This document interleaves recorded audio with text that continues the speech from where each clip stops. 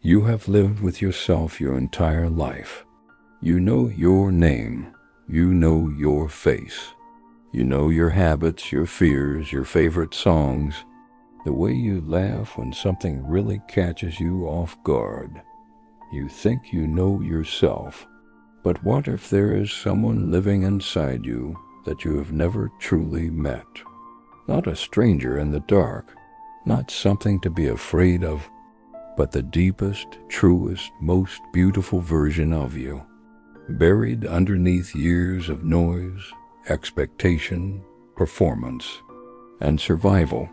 The ancient wisdom keepers called this the real self, the soul beneath the soul, the face you had before the world told you who to be.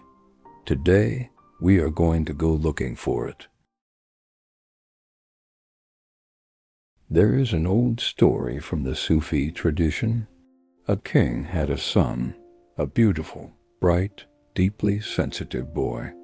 And when the boy was still very young, he was separated from his father during a great chaos in the kingdom.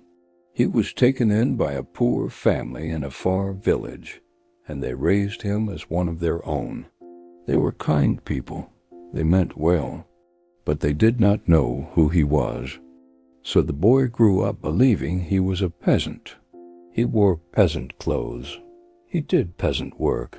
He dreamed small dreams because that was all he believed he was allowed to dream. But sometimes, late at night, something stirred inside him, a feeling he could not name, a restlessness, an ache that the simple village life could never quite fill. He thought something was wrong with him, until one day a messenger arrived from the kingdom. He looked at the young man, and he said quietly, "You have been looking for something your whole life. I know what it is. You are not who they told you were. You are not who they told you you were." How many of us are living that story right now? From the moment we are born, the world begins building a version of us. Your parents gave you a role. Your school gave you a grade. Your culture gave you a script. Your failures gave you a verdict. Your heartbreaks gave you walls. And layer by layer, year by year, the original you, the you that arrived in this world, open and luminous and whole, got covered over. Not destroyed, never destroyed, just buried. Rumi wrote about this more than 800 years ago. He said the human soul is like a mirror, perfectly made to reflect divine light. But over time, the mirror gets covered in dust, the dust of ego, of fear, of pretending, of performing, and we forget that underneath all that dust, the mirror is still there, still perfect, still capable of catching the light. The mirror is your heart, and your heart was never broken. It was only buried. Rumi tells another story, one of my favorites. A group of people were placed in a completely dark room, and somewhere in that darkness was an elephant. One person reached out and touched the trunk. They said, "This creature is like a water pipe, long, hollow, flexible." Another touched the ear. They said, "No, it is like a great fan, wide and flat." Another touched the leg. They said, "You are both wrong. It is like a pillar, solid and round."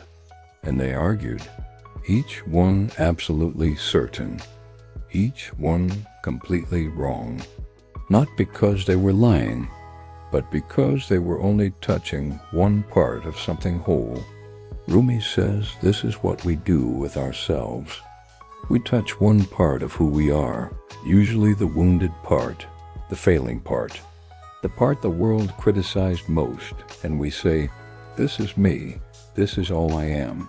But you are not the trunk. You are not the ear. You are not the leg. You are the whole elephant. and you have never stood in the light long enough to see it. So how do you meet the stranger inside you? The wisdom tradition gives us 3 invitations. The first is silence. The self you have never met does not speak in noise.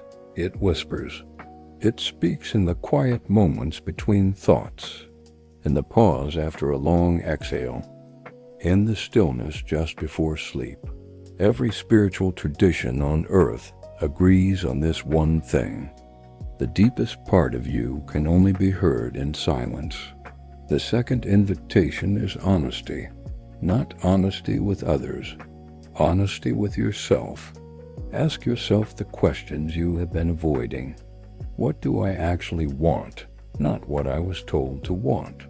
What do I actually feel, not what is safe to feel?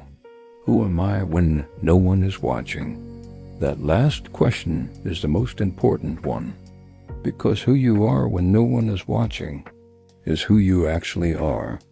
And the third invitation, the one that takes the most courage. Let yourself grieve the self you abandoned. There is a version of you that got left behind somewhere. A child who stopped painting because someone said they were not talented. A dreamer who stopped dreaming because life got too heavy. A heart that stopped trusting because trust had been broken too many times.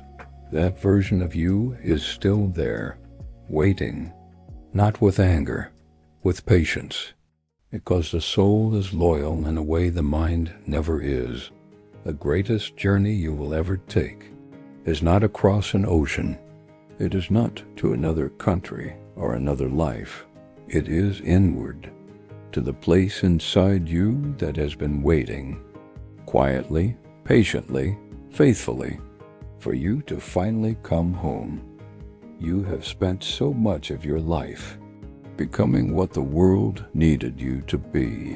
What would happen if you spent just a little of it discovering who God made you to be? The stranger inside you is not a stranger at all.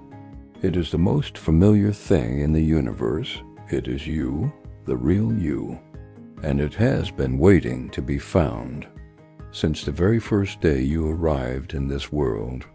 Until next time, listen with your heart. This is the Spoken Soul.